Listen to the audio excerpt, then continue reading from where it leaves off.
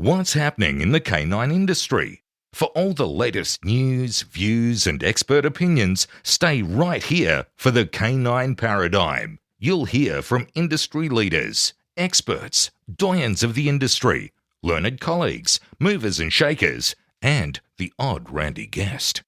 Get the latest insights and expert advice from both here and abroad from the people in the know. Now, here are your hosts, Glenn Cook and Pat Stewart. And I'm Lofty Fulton, and I'm out of here. Glenn, we have so many new sponsors. It's unbelievable. It's very exciting. Who should we start with?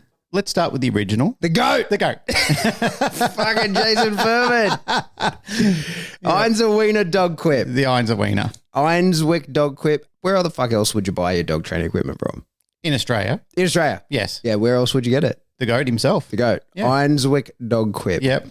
Should we call him the buffhead goat? We could. Why why not? Label him up as much as we can. Yeah. If you need any dog training equipment, the only place you should be getting it in Australia is Einswick Dog Quip. Mm-hmm. But if you're training that dog, you're going to need to keep it healthy. Yes, you are. How on earth would someone go about doing that? The one and only Canine Ceuticals. What is Canine Ceuticals, sir? It's a great range of dog supplements.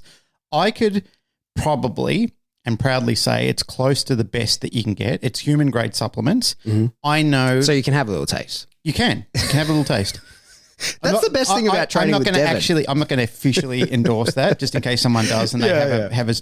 No, but they should be able to, because it's human grade supplements. And knowing my wife and what a perfectionist she is, like Narelle would literally breathe into one of those little bags and have a hissy fit if it wasn't close to the best that she could possibly put out. Okay. You know when people hyperventilate and they've got to hold a paper bag to their mouth? She would do that. Okay. So I know it's a great product. It's the word canine, not K and 9. Okay. Yep. CanineCeuticals.com.au. You know, one of the coolest things I think I've ever seen was many years ago when we were at the ICP conference and Colorado. horny George Kittredge showed us his prototype. He did. Dog box on the back of his motorbike. He did. And his motorbike got stolen the next day. Yes, Remember it that? did. Yeah, that's right. It did. Fucking hell. Yeah. Anyway, he perfected that fucking thing. Yep. And it's now called the Rowdy Hound brand. And he, look here. Listen, he's even got his the ad. music. Rowdy Hound Motorcycle Dog Kennel for dogs up to kennel. 70 pounds. It actually is cool as shit. It is. It's like a cool dog box that goes on the back of your motorbike, seals up if you need to keep the dog in there, has a little pop open so his little cool head can stick out. It's the coolest thing I've ever seen. And we knew about it since concept. Like he told us about it on the way when he picked us up from the airport and drove us out to the conference. Yep. Told us all about it and he brought it to fruition. It's actually really cool to see that he got that to market. I love that kid. He's a good guy. Here it is. You can buy it. So if you have a motorcycle and a dog, Glenn. Rowdy Hound. Dog As kennel. he sent you one, I can imagine you with Randy in it on the back of his... Imagine that. I'd go to corner and Randy would jump at something and flip me off my bike. Yeah. What I think people should do is get themselves one of those if they're in America, if you ride motorcycles. Yeah. And then just drive on up to Canada. Yes. To Dancroft Canine. absolutely the best in the biz. Yeah. They're doing puppy training, dog training, merch. They've got equipment. And if you have a look at their social media, they're absolutely social media whizzes. Are they? Yeah, on Instagram. The They're absolutely fantastic on Instagram. Yeah. Yeah. Dancroft Canine Toronto. The best. The best. The best in the biz. So that's it, guys. 4 sponsors. We've got the Amazing. GOAT, Canine Ceuticals, the Cool Dog Box, the Rowdy Hound Dog Box, and Dancroft Canine. Thank you very much, guys, for sponsoring the show. And if you appreciate the show, appreciate those guys. Yeah, don't skip the ads, guys. Listen to them every single time. Yeah. Like and subscribe. Yeah. Check them out. Yeah. Help them out. Small businesses, and we should support our own anyway. Yeah, and we're going to record this ad every week. And there'll be very minor differences, and it's up to you to tell us what those differences It's a test. There's a test at the end of it. There's a test at the end of the show. Make sure you study.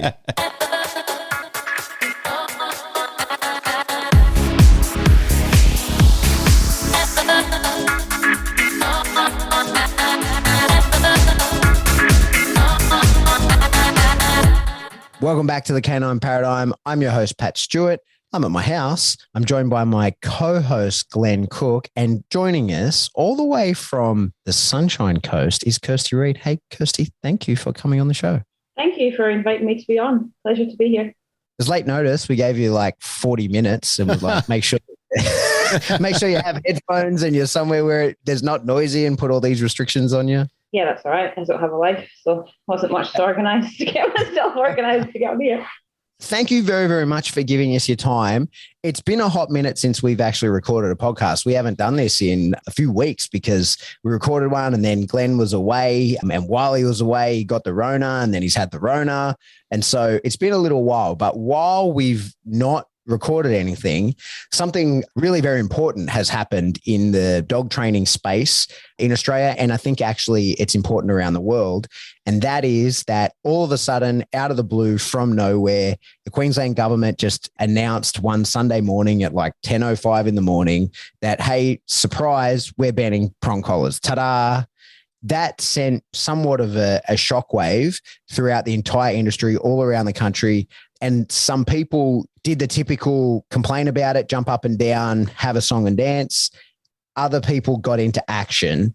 And you are one of those people that got into action. So what we're going to talk about today is everything that you and Britt have been up to and what's been going on with that. But first of all, before we do that, because I've just been talking nonstop, is just tell us who you are. Give us your backstory and how you came to be in the industry, what you did beforehand, and how it came to be that you're the person or one of the people leading the push here. Sure. I have been a member of the dog training industry for about 6 years now. So myself and my partner, Kerr, got our first border collie 7 years ago, fell in love with the whole idea of dog training. We're lucky to link up with a really good dog trainer in Melbourne when Gary, the dog, was a puppy. He pointed us in the direction of NDTF and it just kind of went from there. So I run my own private training business up here on the Sunshine Coast, Leading Canine, and I co-run another business, the Good Dog Project, with a good friend of mine, Maggie Scargill. Well, that's rubbish. Rumor has it you guys host a really good seminar. Yeah, rumor has it we do host a good seminar. We're 1 for 1 so far. We hosted one seminar. It's with this guy called Pat Stewart. You might have heard of him. Yeah, you guys did a great job. It was fantastic. Thank you. Thank you. On a not so great week for you all up, but glad we pulled a good seminar together. It worked out. Yeah, I'm glad you pulled a good seminar together. So how I came to be involved in this, I guess we were as blindsided as everybody else. I was teaching group class that Sunday morning and finished up class and saw the State Premier's announcement on social media. And Britt and I have been friends for a number of years and got to talking about this and noticed there was a lot of noise online and, you know, people wanted to act, but there was no clear direction. And you posted that really excellent video resource about submitting to the parliamentary committee, which kind of generated a lot of questions online for people. How do I do this? What's the right way to do it? So Britt and I, being the very distinct personality type that we are, decided to, I don't know, just kind of bring everyone together and create some resources to support people in having their voice heard the right way. Because there's definitely a need for that. Everybody wanted to be heard. Everyone was quite blindsided that we weren't given the opportunity to be heard. And they put us on a really short time frame from when she announced it to it being tabled in Parliament, I think was 48 hours. And then the bill was passed to the committee for review and it was all systems go. So time was kind of the essence. And yeah, we just went from there, put together a bit of a guide on how to make a submission to the committee, put together a video to help people fill it in and just spammed the internet with that information. There's been subsequently a change.org petition, which generated 4,000 signatures in the first 48 hours, I think, is the current stats. Nice. Which just is evident that people want to be heard. And it's not just dog trainers. That we've had clients reach out to us. There's many other trainers in the same situation. So our efforts were just designed to make it as easy as possible for people to get their words and their opinions across to the people that matter. Let's wind it back just a little bit. It was over 12 months ago that the Queensland government, they asked for consultation on their proposed changes to the Act. Within that, I can't remember all the things. I made a video about it. We can probably put a link to that in the description or the show notes or something. But essentially, the things that they were interested in changing within that Animal Cruelty Act was nothing that really anybody within the dog training space was concerned about. And I remember at the time that I think I was on the legislative committee with the ISCP at the time. We went over it and were like, this is fine. There's nothing here. Part of it was like, it had to do with like officially banning dogfighting. And we're like, yeah, well, like I got no problem there. And I think that we chose not to make any sort of submission. 12 months later, when those proposed changes were going to go through Parliament and become law, all of a sudden it was that prong collars are being banned. And what was extremely peculiar about it was the way that media release was put out. And what it said in that media release was, and this is all in the video that I made, what it said in that media release was that there was overwhelming call for the banning of prong collars. And what's interesting was that can't really have happened because there was no provision within the submissions you could make to talk about prong collars anywhere in that because they hadn't brought it up. And the way it's meant to work is that the submissions that people would make are in relation to the proposed changes. And so I suppose it's possible that someone could have said, well, I think this should have been a proposed change, but it wasn't. And then there were 2 petitions that were getting around that were in reference to banning prong collars. And I think one had about 500 signatures and maybe one had sort of 430 or something. So it was around about 1,000 people. 1,000 people is a lot of people. The state of Queensland, probably has 6 million people or something like that. 6, maybe 8 million. I'm not sure. And so 1,000 people is not a lot in regards to millions that are in the state. So that was my big concern initially, was that there was no true consultation. That's one of the big problems with changing laws of any kind, is the lack of consultation with the people that it actually affects. Now, we have a lot of people who, feel really strongly about things. And it's funny because, the last episode we put out was very, it was on this topic because there was some news articles about dog training techniques. This is one of the things that I find really frustrating about the people who push for the banning of equipment and stuff, is that I just think that their scope of involvement within the dog training industry is so narrow that their opinion on the industry as a whole is largely irrelevant. So, like the people who are calling for this, I looked up one of the people. She runs puppy class. She does a puppy class and a little bit of like dog walking.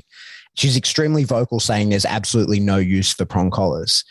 Within her scope, that's true, right? And so I think one of the issue is that those people who are calling for these bans, within our industry, who are dog training people, they imagine the industry to be what they do, and that is running puppy classes and a little bit of dog walking. And they're imagining the use of prong collar within their space. And what they don't do is deal with extremely aggressive dogs who have a bite history.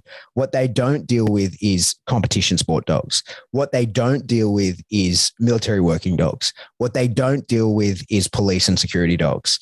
And so they really have no idea, and therefore probably no business giving any sort of commentary on what and how those dogs should be trained. So that's kind of my concern with it to start with. What I was also then really worried about is, why did this come up? Because what was also interesting within those proposed changes to the Act was kind of a firming of the powers of inspection of RSPCA inspectors. And I think what they were looking to do as well was sort of formalize those powers, because even within people, within the animal industry, within the dog training industry, there's a lot of, people don't even know what the actual powers of the RSPCA are. People have told me plenty of times that they can just make entry into your home. They can just search your home at any point, which I think is fucking ridiculous and is flat out untrue, actually. Like, there's no way that the police can turn up to my house and ask to make entry, and I say, no, you can't come in, and that they can't without some sort of, probable cause, without some sort of reason to come in or a warrant, but the RSPCA can. Like, that's just outrageous. And it's not actually the case. A lot of people think that it is, and it's not. And so I think one of the things that this proposed changes to the Animal Cruelty Act in Queensland was looking to formalize those powers and actually put like a left and right of arc on those inspectors and say, this is what you can and can't do. And it seems to me that that was probably considered by those organizations as a loss of ground. They were not happy with that. And I would almost guarantee that there was some sort of backroom deal done whereby it was said, well, if you're going to take these powers away from us, we won't kick up a stink about that if you ban prong collars. And so how likely do you think that is? I don't want to put words in your mouth. And you, Glenn, I've been talking the whole time. It's such a hot topic that we haven't even heard from you yet. Yeah, look, it's an interesting one. And this lady who originally proposed these prong collar changes, which has been going on for several years now, I think it's been a little bit of another slap in the face for the organisation in general, because it seems that we wait we wait, and we wait until something terrible happens. And then all of a sudden, then everybody comes together and starts doing something about it. That's not so true in all events. I mean, I know the ICP watchdogs have been reporting on things and the Legislative Committee have been acting when they can see a little bit of smoke, which has been great. But the problem is the larger groups of interested dog trainers, the one who want to preserve the rights to use these tools and maintain them long into the future. The problem is they wait. They're always waiting for somebody else to do something. That's the issue that we always tend to see. Those sort of things concern me. They're always been a worry. That's been a worry that's happened for 30 years. Every time we've suffered a loss, it's because a great deal of apathy has occurred. Unfortunately, in the industry, especially for the politicians who are rubbing their hands together over these things, this is what they want. They want you to forget about it, go on with life, because most people need to do those type of things. That, we've got other things to do. Whereas there are political groups with strong agendas that is their life. That's their MO. They run this entirely for 5 days a week, all throughout the year. Makes it difficult, and it is an ongoing problem. Getting back to your points about the RSPCA, yes, there are some concerns there. There are always some concerns that they never really consolidate with anybody else in the industry other than like-minded people who just want to jump on the bandwagon and say, I don't want to use prong collars. Interesting thing was a couple of weeks ago, just before I got the Rona and I was put out for a while, I was watching a video that Senator Malcolm Roberts put out where he really wants reform within the RSPCA and is challenging them over a range of issues that have come to light. And he wants a parliamentary inquest done on the powers and the actual capability of the RSPCA. There are two wolves that exist in my head about this. There's one that says, I agree with the fact that they do good work in welfare. The other wolf that always says to itself, what about all the overstepping and the overreach that they do with everything else without the proper consultation, having a very leftist or a very biased opinion, without bringing all the stakeholders to the party and saying, if we're going to have tools, how do we manage it so we can have them and use them better throughout the community? That doesn't seem to happen. It never does. It seems to always be, no, we just don't want them. We don't like them. They're completely against our MO. I always see that as a long-term issue for everybody because instead of there being education and instead of there being middle ground, there is always the talk of somebody has to lose. Like, this is not about equilibrium. This is not about designing a better world. This is about a winner and a loser. Just to speak to your original suspicion, Pat, about the prong collar being the sacrificial lamb, we've researched this exhaustively, and there is an open inquiry from the Auditor General on which a report has been produced highlighting lack of oversight over the RSPCA from the government, which we got some shred of confirmation over when we requested from the government and the RSPCA stats on how many convictions there have been for animal cruelty under the Act that have involved the use of any kind of training tool. And we're told in black and white that most convictions are made by the RSPCA. The department doesn't have access to that information, and that the RSPCA are not subject to the Freedom of Information Act. So essentially, we're never going to get those stats from them. Did you say the RSPCA is not subject to the Freedom of Information Act? Correct. Did they tell you why? No. Sent me an email back saying, please note that this may or may not provide you with the information you are seeking. The RSPCA Queensland is not subject to the RTI Act, but conducts the vast majority of prosecutions under the Animal Care Protection Act. Wow. So, yeah, which is a worry. And if you pick apart the outcomes report, you are correct that a lot of it is with regards to RSPCA reform, subsequent promotion of a particular training methodology, which doesn't include the use of tools, negative reinforcement, or any form of punishment. And it looks to be that this is on the chopping block. And they've kind of snuck it in very sneaky style. But what's of greater concern is that it's not just the prong collar they're coming after. They're looking to put a condition in the amended Act which says other restraint-based tools by regulation. The examples they've provided of restraint-based tools are leashes, collars, and muzzles. So this leaves them very open to, at any point, being able to take away any training tool that they deem to be not to their liking or prohibited for being inhumane. without having to go through any further procedure. No other legislative changes. It's just, we don't like head halters now, so you can't have them either. Or we don't like slip collars, so you can't have them either, which is a worry. And the fact that they haven't followed their own best practice guidelines and had genuine community consultation before proposing these changes sets a very dangerous precedent indeed. So let me just tease that out a little bit. So what we saw in that press conference was that the prong collar was being banned, and that's going to be within the act. That's going to be named and banned. But then within the guidelines, it also says that any restraint-based device could be prohibited, and gives the example of leash, collar, muzzle. I think one of the big concerns here is, am I interpreting this correctly? That means that they can just say your leash and collar or muzzle is no longer allowed to be used.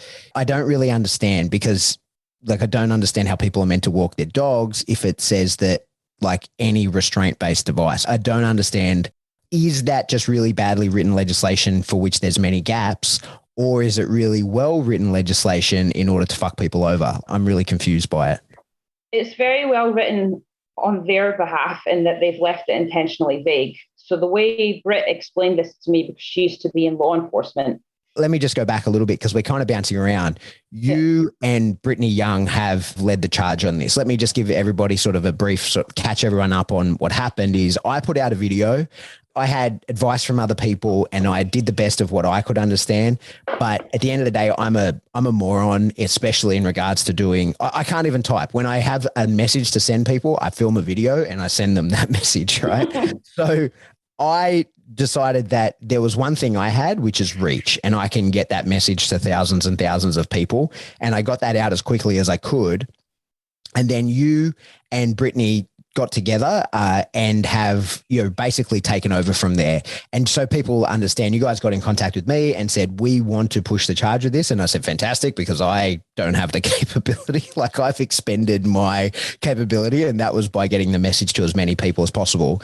So it's you and Brittany Young that have done a ton of work in this regard. And it is not as part of any organization or, on behalf of your business, or to promote anything other than to protect the welfare of animals. You guys have not, I think most people probably wouldn't even be aware of how much work you guys have done. And I think that you guys, I want to give you a wrap on that, in that it's clearly not been to promote yourselves or, your business or anything like that. It's just selfless work, selfless beyond protecting the industry of which you're a part of, right? So you and Brittany got together, and Brittany is an ex-cop, and so she has probably some really good training and understanding of legalese. What did you do before you were in dogs? It was something within legal framework, right? No, it wasn't legal. I was in the corporate space, in an executive management type position. So writing dry and tedious documents was, I don't know, it's just a weird strength that I have. Yeah. So you guys have a skill set for it and decided, you've got the knowledge of the industry space, you've got a skill set to do it, and, the motivation to actually get things going. So sorry to cut you off, but you and Brittany are reading into it. Yeah. So there's no professional gain for us. The two of us were just angry and motivated to try and do something. But Britt, with her cop background, the way she explained it to me, referring back to this section in the proposed bill, which says, or other restraint-based device by regulation, the example she used for me was narcotics, illegal substances.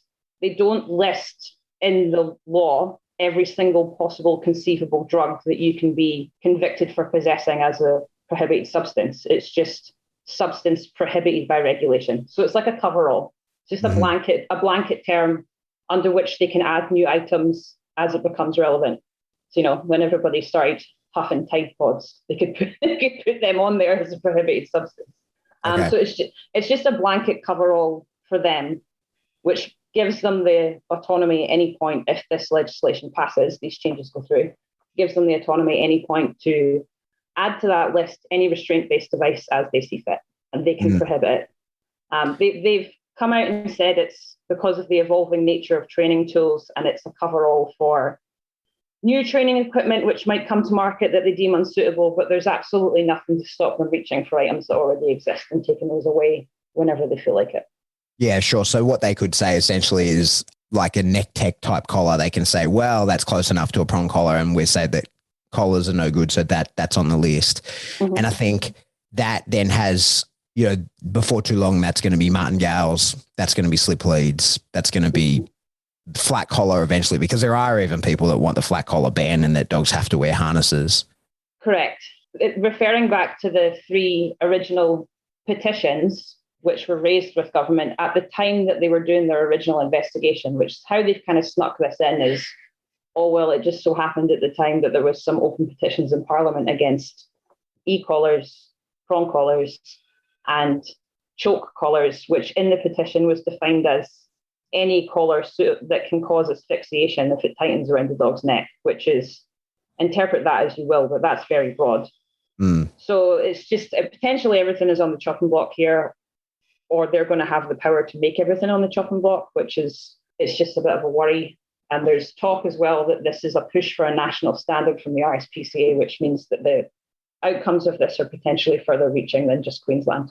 How is it that all of a sudden it's gone to the top of the tree in Queensland, and the Queensland Premier, Anastasia Palaszczuk, has all of a sudden put it under her banner to take control of this situation? Not certain, to be honest. I mean, she said she's making good on an election promise, but I don't believe it to be coincidental that she announced this 2 weeks before the federal election. That's my tinfoil hat take on it. But how it looks to me is it's looked like low-hanging fruit for winning support, because animal welfare is a highly emotive issue amongst the voting public. And it looks to me that it's been like an 11th hour attempt to kind of garner some support, but I'm a bit cynical about these things. So that's part of the problem, right? Is that the prong collar, I'm very transparent about this. I was quite anti prong collar when I first saw one. I will never forget the day that I was first shown a prong collar and told, this is what we're going to do. We're going to put it on the dog. And I was like, I'm not doing that, mate. That looks like a medieval torture device. And, it wasn't until I was taught properly how to use it and came to understand it that I was like, oh, okay, I see the value in this tool. And I was taught to use it properly, and have subsequently taught hundreds, if not thousands of people to do the same. But I think as an easy win and as a publicity stunt, showing prong collars and announcing that you're going to ban them without any sort of indication of how they're used and who actually uses them is an easy win when you're going to talk public relations, right? It's an easy win. It's an easy thing to put up and go, look at the good work that we're doing. And I think for the average person, the average pet dog owner, the average just civilian on the street would support that. And I think being a person outside of the industry, you would just look at that and go, well, of course those tools should be totally banned. Like, look at it. It looks terrible. Why should anybody use that? And so I think that's a really fair position for the average person to hold. It's a big problem for our industry. It's actually very scary, I think, for the people in our industry. I think that for a lot of us who deal in the types of dogs and the types of methodology that really relies on those sorts of tools, and we can tease out why that would be the case, but that's very concerning, and it's a big problem for us. But the people I felt the most sorry for were the people who have the over-the-top reactive dog, or people who had the incredibly powerful dog that beats them in power to weight ratio, the people who have had massive success with the prong collar and maybe went through multiple trainers trying different techniques before they ultimately settled on one who could do that, have seen the big change, are dependent on that collar, and are now being publicly called cruel, are being publicly ridiculed for not being able to train a dog in some other way, and are being told that the way that in which they have learned to manage their dog, the way that they live with their dog, perhaps the tool even that has allowed them to keep their dog alive and avoid the choice of euthanasia in many instances probably, that tool is going to be taken from them, made illegal. They will be charged with animal cruelty if they continue to use it. And their option now is to decide, well, do I euthanize this dog because I can't control him without that tool and it's the only thing that makes him manageable? Do I kill the dog, or do I risk taking an animal cruelty charge myself? Right. So you're placed in a position of, do you go out and be cruel to your animal, or do you continue to do what you know is right and risk being publicly named as being cruel? So you can secretly kill your dog, or you can risk being publicly named, charged, and convicted of being cruel to an animal for using a tool that you were convinced to use by a trainer. So they're the people that honestly, like for us in the industry, it's a problem and it's scary and we have to fight it. There's lots of things that we're going to talk about people can do, but it's those people that I was most concerned for. They're the people that I felt terrible for, because you could imagine if your trainer came out 2 years ago, 3 years ago, put a prong collar on your dog and your life changed and you haven't thought about it since. And your neighbors know that you use that, family members know that you use that. And then suddenly it's all over the news that you are cruel. You are using this inherently cruel device, a device that can't in any way, shape or form not be cruel, because that was the messaging that was put out. You've been using it and therefore you're the bad person. And could you imagine being one of those people? For us, it's like, fuck, okay, this other battle I got to fight now, right? But if you're one of those people, you're outside of the industry, it would be devastating and it would be incredibly upsetting beyond what I think I really have the words to explain. When you look at the concept of, or the heading of welfare, and you ask yourself, is this actually done in the broad sense of welfare? How could it be? Like, how could you come to an agreement where you say, yes, this is a positive step forward for welfare? For who? Not for the person that you just mentioned, Pat. Not for the other people who have been using them successfully for years without any recourse or any problem with their dog. Welfare for them is over if they're successful in deeming these illegal, because the problem is that they will go into the welfare system. And this is where my heart starts to sink and really break over this, because now I'm thinking of all the people who are involved in rescue who are already inundated. They're flooded with dogs. Since all this COVID, puppies have ebbed and flowed and the popularity went one way, now it's going back the other way and there's an onpouring of dogs. I'm telling you, folks, you have seen nothing yet. Once these tools start disappearing from market, the welfare of these dogs is forgotten about. It's a win for a certain consideration of what people think welfare are. On the other spectrum of that, there's no welfare. There's no consideration because these dogs will be dumped because people cannot handle them. And trust me, people won't be doing this lightly. Their hearts will be absolutely breaking. There'll be a lot of broken hearts about this because there will be no control. There'll be no consensus to be able to help them anymore, because once you start robbing them of that tool, as you listed, Kirsty, there's going to be consideration on removing other things like slip leads and correction chains and you name it. There'll be a review on all of it. And there might be people out there who are saying, well, that's ridiculous. But is it? Because you have to ask yourself, once the tail starts wagging the dog, the whole paradigm of what we're talking about starts to fall in on top of itself. This is dangerous territory that we're getting in top of, and this is why people have to start acting on these sort of things. I'm not being emotive about this. It's gone past being emotional about it. This is something that's just nonsensical, because we're now allowing a state premier to dictate whether or not we can use tools successfully and ethically to be able to help people bring their dogs under control. Pat made a good point of it before, where there's people who have raised these petitions who don't need them. They're running puppy groups who don't need them. There's trainers out there who know and wouldn't dare even think of or consider putting a prong collar on a puppy, because they don't need them. But there are dogs out there, and through the evolution of their life, once they've gone through certain behavioural changes, and a prong collar is part of that successful evolution of helping to modify and control behaviour, it's not something that's with the dog for the rest of the dog's life.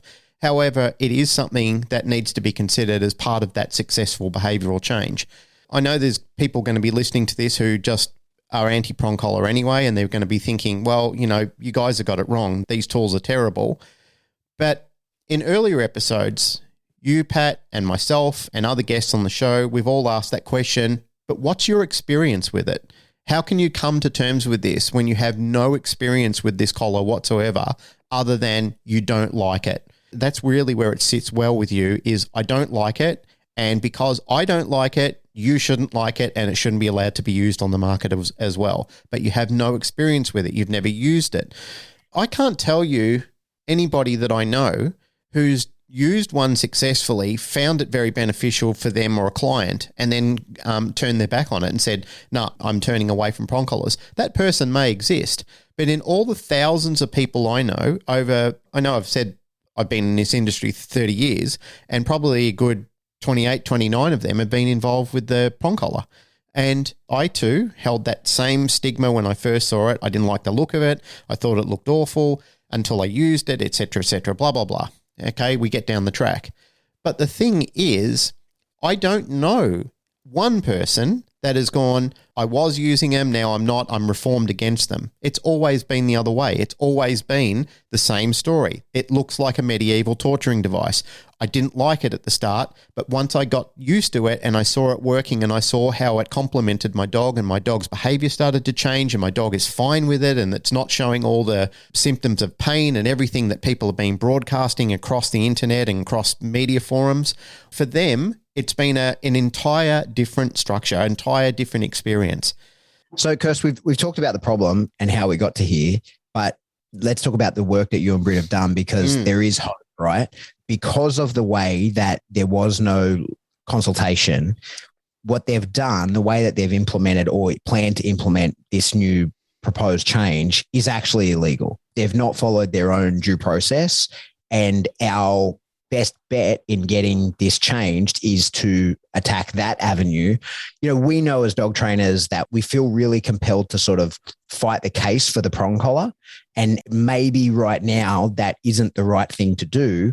Maybe right now the thing to do is fight the case for due process, and then we'll fight the case for the prong collar in the future when we get due process. Yeah, that was the main point on which our argument hinges, is that there hasn't been genuine consultation with the broader community or with key stakeholders, which includes but is not limited to dog trainers, members of the police and military, the pet dog owning community or people who have dogs living in their community who are managed safely on tools. They've not followed their own best practice guidelines with that, and kind of pulled it all apart in a productive stress rage and had a look at their dates and the information they were putting out there, and it just doesn't line up. So this committee, which has now been established to review the changes the government wishes to put through, are open at this point to receive submissions. And this is really our best opportunity to effect any change at this time. It's just to raise a submission with them and highlight first and foremost, hey, like you didn't give us a chance to be adequately consulted on this, despite your public line that you did, and we've evidenced that to a number of facts. There's some room here to speak objectively on how the tool has impacted on people's lives. So from their own personal experience, we have had some feedback from the committee that they have received a number of submissions from the dog training community and from the everyday kind of pet owning public. And they quite like to hear these stories. This is what they're looking for, is personal experience. But I think what's kind of key here is to make it as objective as possible and keep emotion out of it, because they're not interested to hear from us jumping up and down and going, you can't take my tools away, you'll prize my prong out my cold dead fingers. You know, it's got to be a bit more objective and factual than that at this point. The strongest thread of our argument is that the government haven't followed their own guidelines and done things the way they're supposed to. And as a result of that, the true impacts on the community have not been established. This will have far-reaching effects, from trainers down to pet dog owners, down to people who have dogs living next door to them. And none of this has been properly established. So their grounds for saying that they're making a proportional change in response to a need is just unsubstantiated. So we're better off pursuing at this time that line of argument rather than, hey, prong collars are awesome and this is why you should let me keep them. I know that writing that form of submission, that kind of thing, and, you know, writing an official letter to a government body can be overwhelming. I've had to do it loads of times. It's difficult because you want to present, you know, as professional an argument as possible. You also, what I always find difficult in those sorts of things is establishing yourself as an expert, like without, you know, letting your ego sort of ride the whole thing, but explaining like, hey, I'm a person whose opinion matters here, right? Like I just don't have strong feelings about this. I have a lot of experience and these are my credentials in it. But then also sort of saying, I think there should be investigation into this. Like, I really do think that we should look into how a prong collar is used and what effect it has, because I think you'll be surprised at the outcome, right? And I think just even formulating that, most people haven't written that kind of document since they were in high school, right? Like that, I think the majority of the people who we're asking to write a submission have not written anything even remotely similar to that in a very long time, or even if at all. So one of the things I've been super impressed what you and Brittany have been doing is developing a template. Now, the other person I should recognize, as we mentioned all this, is Marcia Davies, who has, she is on the legislative committee of the IACP that are as involved as can be, right? I've been really happy with the IACP response to this. It's been fantastic. They're doing everything that they can, even though, I think Australia represents a fraction of the membership, which is annoying and frustrating. And I wish more Australians would join and really can remember that the I is international in the International Association of Canine Professionals. But so the three of you guys have done incredible work developing templates that people can use. And I think what's super important for people to remember is like, don't cut and paste those, because I think that that's fair. And that's totally fair that committee, if they receive the same thing with different names on it, should dismiss that as being, it's not a genuine submission. So you guys have made those available, and there's multiple of them available. And I think most people who have written one would happily make theirs available as well, in order that somebody who feels overwhelmed writing that sort of thing can sort of aggregate their own and look at the pieces people have written and use what feels good to them. Where can people find those templates? Like, where are you storing that? How can people see that? Because I know that people listening will want to make a submission. The other thing I should point out as well is that anyone in the world, anywhere, can make a submission, right? It's not like you have to be a resident of Queensland to be considered. Is that correct? That's correct. Yeah, anybody can make a submission to the committee. There's no requirement to reside in Queensland. We have spent a lot of time on that template trying to condense the key facts of the argument so people understand what they are arguing, but also leaving room for people to edit as they see fit and add in their own relevant personal position. Britt made a video to go along with the template as well, just talking people through how to fill it in, because I agree with you, it can be a bit intimidating creating a document like this. And what we very much didn't want to see was people deterred from having their opportunity to put forward their opinion just because of the format in which that needed to happen. Mm-hmm. So we have shared the template and the video on the Canine Paradigm discussion group.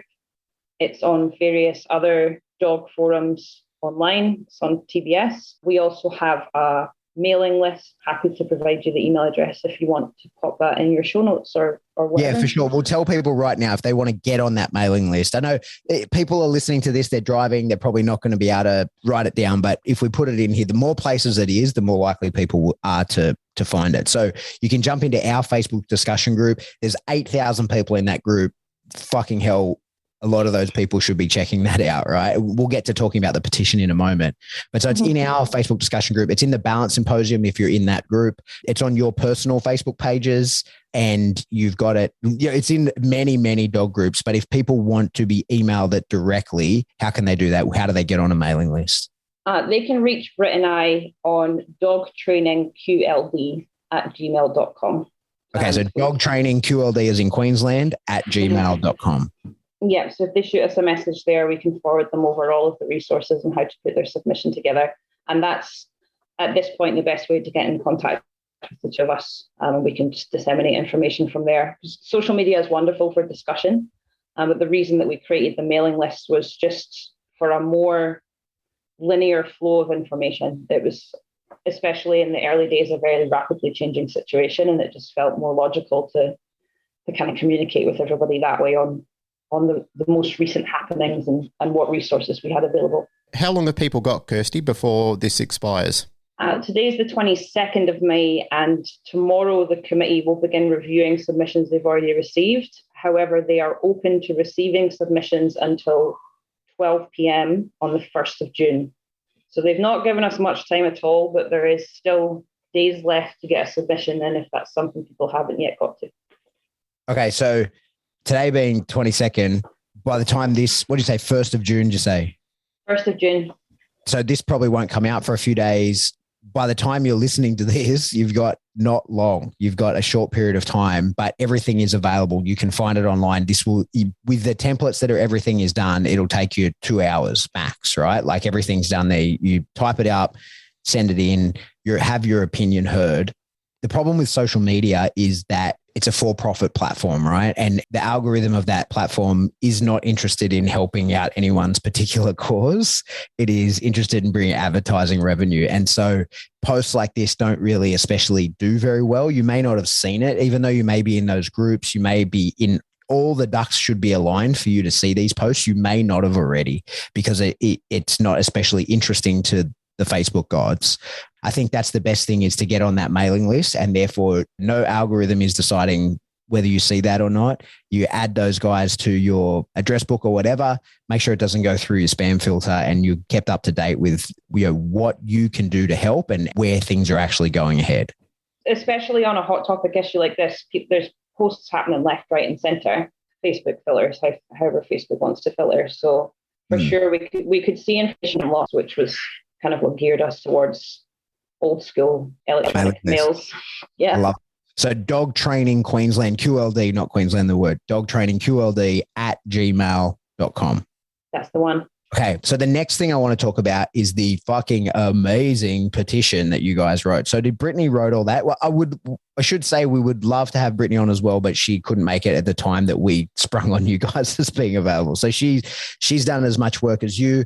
Definitely want to acknowledge the hard work that she's done as well. She wrote that petition, which is spectacular and has over 4,000 signatures, did you say, within sort of 40 hours? Yeah, that's right. 4,000 signatures within 48 hours and counting. Absolutely could not have done this without her. The two of us have been a little team and just been back and forward on everything that's gone out. And yeah, Brittany put together an excellent petition, the one that we've just mentioned, which is live, which has garnered a ton of signatures. With change.org petitions, the comments that people leave can't be submitted as evidence in Parliament, but where the petition is strong for us is numbers. It just shows that there is genuine interest in us being given the opportunity to be consulted. It is a bit of a numbers game at this point, and we have had confirmation that committees will take that under advisement and take it into consideration. It's just the comments that people leave that they can't for privacy reasons, etc. But signing the petition makes a world of difference, The more numbers we have, we've already exceeded the number of people that were consulted on the changes to the Act in the first place. We've far exceeded the number of people that signed petitions saying they wanted prong collars banned. So these are the kind of stats that can't be ignored. And government loves stats. They love numbers. So they love to see engagement on things like this. So taking a minute and chucking a signature on the petition is immeasurably helpful at this point. So let me just explain that. You'll see everyone, again, if you email that email address, you guys will be able to send a direct link to that petition. But you'll find it online. Lots of dog trainers have been sharing it. When it comes up, the link looks like it's a black background with white text that says, do you use a collar on your dog, right? That's what it is. Yeah. So one of the things, like I said, in that Canine Paradigm discussion group, there's 8,000 people in that group. And I shared that into there. And I think last time I checked, only like 2,700 people had seen it. And, it has 4,000 signatures. So I feel confident that most of the people that have seen it have and feel compelled to do so have actually signed and shared it. One thing I'll say to people, though, is like, as a person who's interested and as an industry person, please try and disseminate that to your network of people. If you feel strongly enough to sign it yourself, then I think what's important is that you try and disseminate that to your clients. I think that you should try and disseminate that your friends and family. But I think one of the things that people sometimes don't do especially well on social media is because of the way that the algorithm will not want to show that to many people. You need to type something. You need to get your thumbs going, and then you need to put like a message at the top of that. And I think that I've seen tons of people share it, and I think that's fantastic.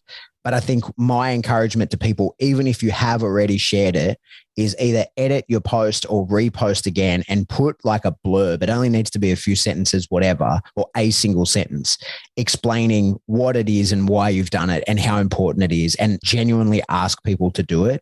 Because these days there's so many fucking petitions. The world's going to shit and everybody's got their own single issues that they're focused on, right? But I think that this is an opportunity for us all as an industry to come together. And something I am hoping happens in this space is that people who, like I say, even if you don't like the prong collar, you should still be signing that petition, because even if you want the prong collar banned, you still should want it banned with like a robust investigation and the outcome deciding on it. I think that's what's really interesting. And one of the things, like I have had a few back and forth kind of arguments with people over this, is people who are like, no, I don't want there to be an investigation. I'm like, well, then that should indicate to you that you're concerned about the outcome of the if you're concerned about the outcome of the investigation and that potentially not leading to the banning of prong collars, that should tell you that how you feel about prong collars is maybe just emotional and not fact-based, right?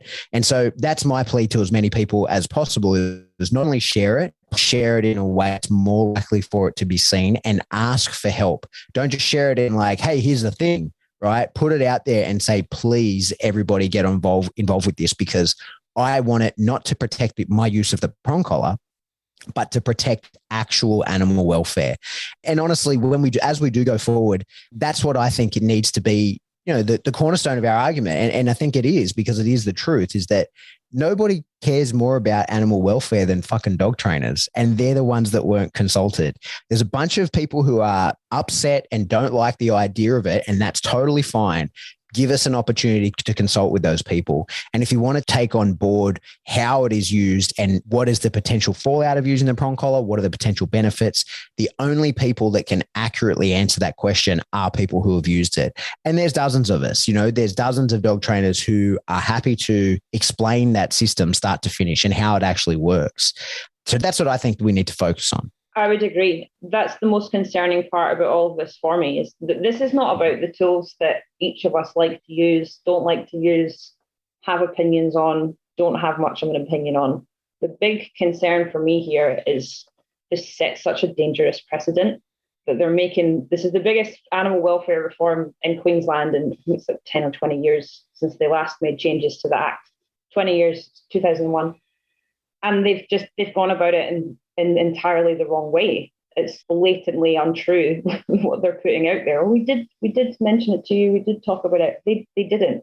The facts are there. What's next? What's next that they change for animal welfare without consulting us?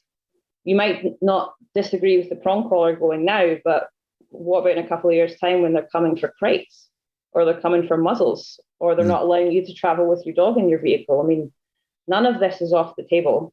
And if they're able to make these changes move through government, move through Parliament without following the correct procedure, that enables them to do this again down the track, which is a worry. We've even constructed our template in such a way that if you'd rather not get into the prong collar side of it, you can still submit an incredibly strong submission, because that's not what this argument hangs on. What we're asking for is, if the government's going to make changes of this nature that have such wide-reaching effects on dog trainers, dog owners, and the community, that they just do their due diligence and do it the right way. So just expand on that for 1 second, Kirst, that within the template that you guys have, there's space within that for, even if you are pro prong collar ban, you could use that template and just, I'm pro animal welfare and actual investigation and legislative process.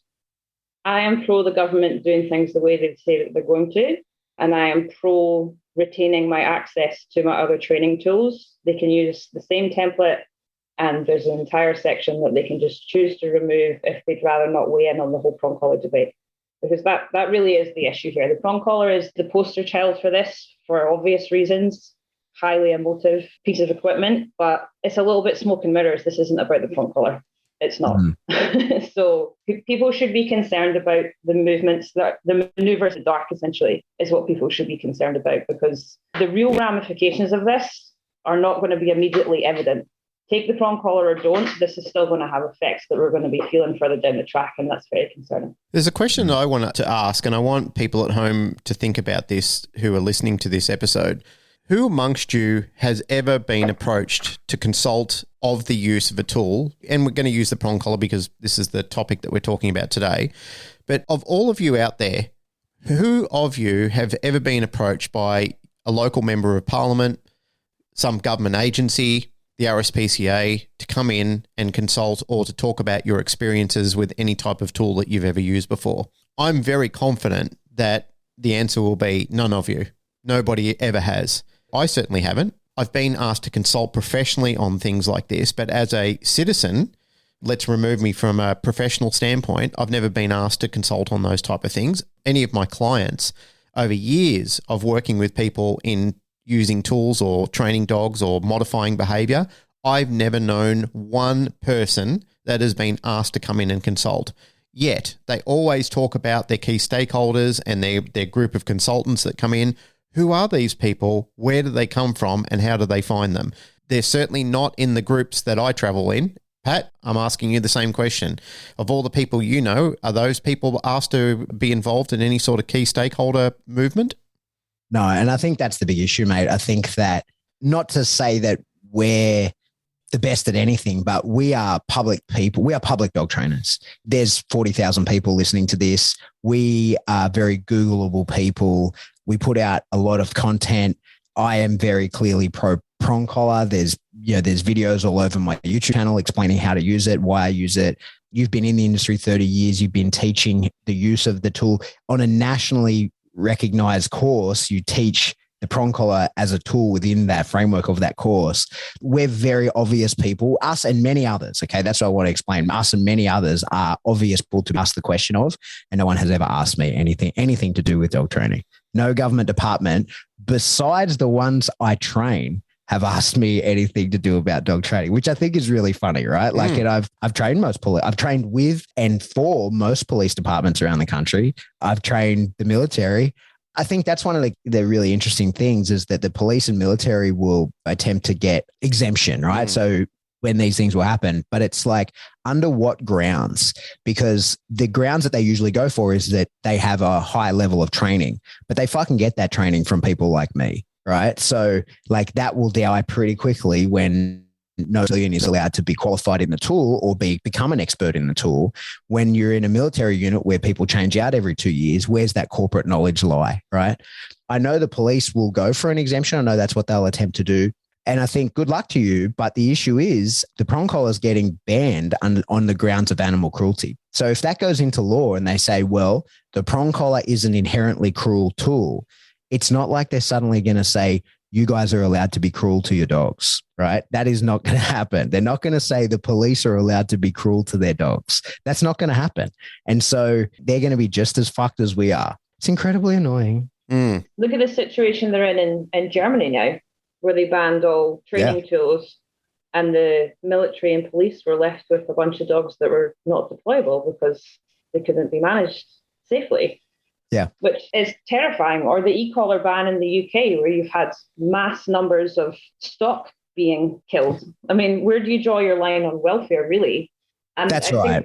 One thing that's become disappointingly evident as we've done all of our research on this is that the RSPCA are jointly responsible for the administration of the Animal Care and Protection Act, which oversees animal welfare. And they have a strong position on this, which is essentially death before discomfort. And if you look at the numbers of behavioural euthanasia cases that have been executed by the RSPCA in the last 5-6 years, where are you drawing your line on welfare there? That's what really concerns me. Yeah. It's not welfare. It's not a question of welfare, as we've been talking about before. It's selective welfare. I would even go further and call it political welfare. Yeah, it's just a bit disappointing. And they've chosen instead to...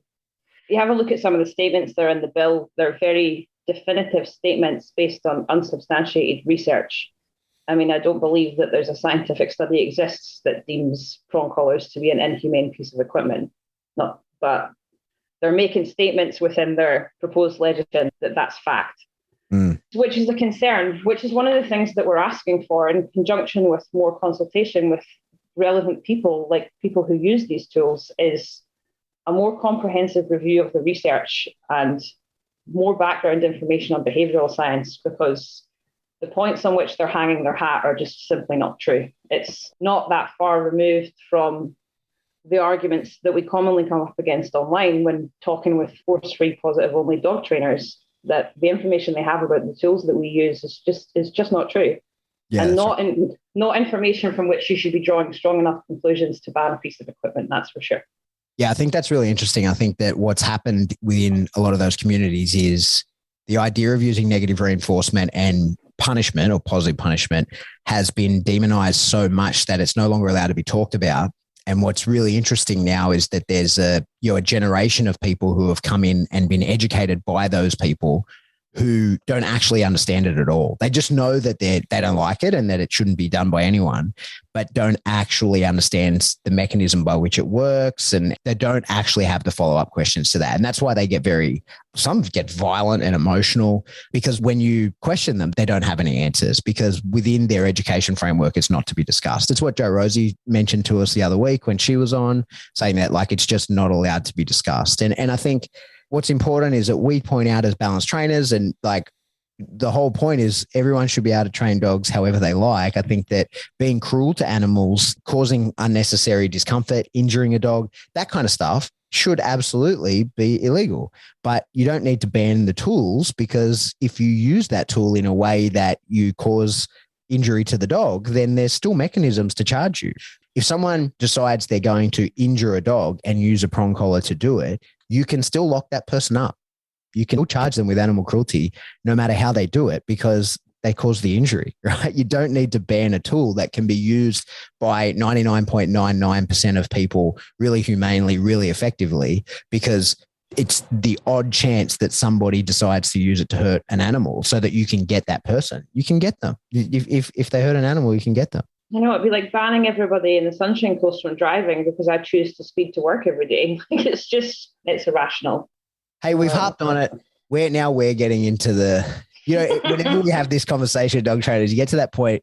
And I think it's fair. I think it is fair because, if you listen to enough episodes of this podcast, I know, Kirsty, you're a listener, it's exhausting having to have this argument so often. That's one of the things that is breaking my heart about the dog training industry, is having to have this conversation so many times. And I had people at a seminar that I just did in Sydney that were, formally staunch force-free people, really anti-tool, and they come and they learn it and they go like, oh, okay, I see it. Maybe it's not for me. Maybe I'm not going to use it, but I'm totally cool with what you do. And it's like, cool, got one. And just when you feel like you're making ground, there's like a fresh batch of people that are like, you're a devil and you don't know what you're doing. And it's like, no, I really do know what I'm doing. I know. When you see it on the agenda again, you're just thinking to yourself, oh my God, here it comes again. Like, I think I've said it before, it's like a 5-year evolution. But it seems to be reducing in time now, where it used to be every 5 years. It's more like every 2 years now, where you can see the newest group of uni students who come out. And I'm not trying to bash uni students. They're doing their best. But they come out of uni and they're hot on the press of welfare. And all of a sudden, like they've taken an interest in people like the Animal Justice Party or something like that. And they've got them all steamed up and thinking about how to take on the world and rescue the whales and take on these horrible dog trainers who are using these ridiculous tools and blah, blah, blah, blah, blah. And the next thing is it's back on the agenda cards all over again. You're just thinking, fucking hell, is it that time already? And it just seems it is exhausting. It is exhausting. But I think ultimately when you're talking about the grand scheme of where things are going with animals in general, that's the point of it, is to keep people exhausted and keep them on the back foot all the time. So it makes it very difficult to win these arguments. But here's the thing. I think there's hope. I think that, Kirsty, you and Brittany and Marcia together have done a fucking incredible job. And I'm so impressed by the work that you and Brittany have done, getting that information out, putting together that petition. It's selfless. You guys have done it to protect the industry and everybody within it. So on behalf of myself and, I'm sure it's many others, I want to really thank you for the efforts that you've put in and recognize you for having done that. You've done a fucking incredible job. I'm proud to know you. And I think, honestly, we can turn this around because we've got the people. You guys have done an incredible job of not just pointing people in the right direction, but also giving them the guidance on how to do this effectively. My guess, and fuck, I hope I'm right, I hope that I'm not eating these words in a few weeks, is that I think that the way that the political system works is they got their headline, they made the show, and I think that really is all that the politicians give a shit about. Like actually getting things done, they don't give a fuck, right? So long as it seems like they're doing good work, they're happy. And so they got their headline, prong collar is going to be banned. And I think that it can just be sort of in the background by actual like public servants, not just like elected officials that are only concerned about the next cycle. Something I know from having been one for 12 years is the people who actually work for the government rather than like like the front facing part of the government, but are actually the gears in the machine. They care very much about the population. They care very much about keeping the machine going forward correctly. And I have confidence that the people who actually work within the Queensland government will make a good decision here. I'm really confident they will, but I think only because you guys have pointed people in the right direction. You guys have given people the right things to, the right message to pass on. But I don't want people to rest on that, right? So please, if you haven't signed the petition, do so. Don't rely on the fact that other people are going to do it, because every single submission has to be read. They have to actually acknowledge it. They have to go through it. They can't just go like, we got another one, count it as a number. They have to go through it. They have to actually read it. They have to consider it. And with the petition, every signature fucking counts. Like every single one, every number is important. When you're talking about people within the government, Pat, I think it might be worth considering reaching out to somebody like Senator Malcolm Roberts and having a discussion with his department, because he does seem to be listening to people right now, and he does seem to be filtering through a lot of the bunk that's going on in the industry as well. So, if you do have a considerate politician's ears that are willing to listen, and as you said before, Pat, Kirsty and Brittany and Marcia did a great job. Really commend you guys for all the effort you went to, because like I said, there's a lot of us that, we want to do something, but the thought of it, you think, oh, here we go again. But it's nice that there's fresh eyes, fresh enthusiasms, and certainly professionalisms that are putting things together and leading us in the right direction. So, yeah, great job. Thank you. On that, who is that senator? Is he federal or a Queensland senator? He's Queensland senator.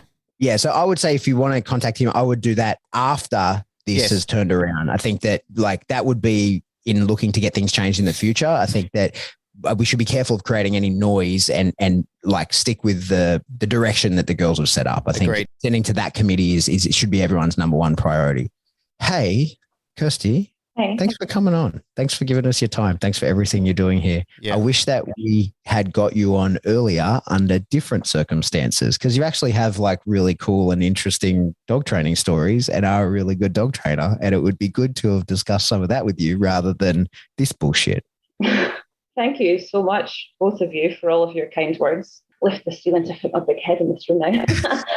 But just, we really appreciate it. And Britt and I have been friends for years. Good things come from awful circumstances sometimes, and this is the first thing we've collaborated on professionally. And I wish she could have been here with me tonight, but she's off celebrating her wedding anniversary. So happy anniversary, Britt and Tyson. But she's an absolute powerhouse of a human being, and the two of us have just kind of been propping each other up along the way. Marcia also has been a phenomenal support. She has the brain for this stuff, and she's just a wonderful person all around. But just to further confirm what you just said, is this is not a time for, okay, someone else will make a submission, so I don't need to. This is a numbers situation as much as anything else. It's not a rest on your laurels. There's enough people that have signed or submitted. I don't need to. I can't encourage people strongly enough to please take our template, add your own spin to it, and then just submit it. It will make a huge difference. And who knows what the outcome of this will be. Britt and I are feeling quietly quite positive. There's a few other things happening in the background that hopefully we can update you on at another time, but I'm feeling good about our opportunity here to turn this around. It's a people power situation. So the more people that can take the time to give the government the information the way they're asking for it from us, the better. I heard you have a podcast. I do have a podcast, not with Maggie Scarborough, who's my business partner. So we have a podcast called The Good Dog Project. Thank you for the plug. What's it called? Say it slowly. Sorry, in an Australian accent as well. Yes, please. Just turn off the Scottish for a little while. I can't. It's the only accent I've got. Our podcast is called The Good Dog Project, which is the name of our training business together, aimed at pet dog owners in the pet dog community. So thank you for that plug. If you want to have a listen to Maggie and I chatting nonsense to each other, please feel free. My pleasure. And so aside from the email address you guys set up for this, dogtrainingqld@gmail.com, how else can people get in touch with you? They can get in touch with me via my business page. I'm on all the socials as Leading K9. So the word leading, like dog lead, letter K number 9. Website is leadingk9.com.au, and Brittany can be found at both the Pet Girl and That Dog School. She's all over socials. She's a social media wizard, so she's not too hard to track down. Wonderful. Hey, thanks for your time. Thank you so much for having us on. Really, really appreciate it. Pleasure. That's it for another episode of the Canine Paradigm. As always, if you like what you hear, please like, rate, share, subscribe. Probably the best thing you could do right now is while you're in traffic, get out of your car, get your prong collar, stand on the roof of your car and just start screaming about how good the prong collar is. Just ensure everyone knows when they look you dead in the eye and say, are you a crazy person? You should look them dead in the eye and say, have you heard the Canine Paradigm? That's the way There's the That's line. the way to do it. Yeah. If you want to support the show, the best way to do that is jump into Patreon. A few bucks a month gets you an extra episode, live streams, huge backlog of information, more information going forward. I actually am working on something really exciting for you guys. I'm super excited to put it out. Also, I just filmed the seminar I just did in Sydney, so I'm going to be putting out some of that into Patreon. Lots of stuff going forward. Another way you can support the show is Teespring or Spring. What do we got in there, Glenn? Spring, we've got shirts, we've got T-shirts, we've got socks, I think. We've got tapestries. You just can't go past the tapestries. Everybody has to have a tapestry in their home. Probably a mug as well. I think that's one of the things that we don't push we've got enough. mugs. Yeah. I've got mugs. I've got some Canine Paradigm mugs in my closet. Do we have water bottles? We should get water bottles. There's water bottles there. There's the option to do them. I just don't think I've done them. But yeah, we can do them if people want them. If there's a demand, if people are banging the door down and saying, I need a water bottle with a Canine Paradigm logo on it, I can do it. Hey, did you give out our clickers at the seminar? I sure did, sir. Perfect. I did. Wonderful. I gave everybody one. Gave clickers and stickers and everything. People were loving the merch. Yeah. If you listen this far into it, the first person to comment in the Facebook group, so to put up, yes, we should have water bottles. I was going to say we'll give you a water bottle. We don't have any to give you. So, but like maybe they'll happen. So do it and everyone can like it. And then if we get plenty of likes on it, we'll make the water bottles. That's it. If you want to get in contact with us, the best way to do that is jump into the Facebook discussion group. That's where good information gets shared. We work really hard on that group. That takes some adminning, right? 8,000 people to keep everybody civil and to keep bullshit out of there and to stop the spam and all that kind of shit. That's a lot of work. So that group is pretty good. So jump into there. There's a lot of information. The other way to get in contact with us, if you want to get in contact directly, is to shoot us an email. We are info@thecanineparadigm.com. Goodbye.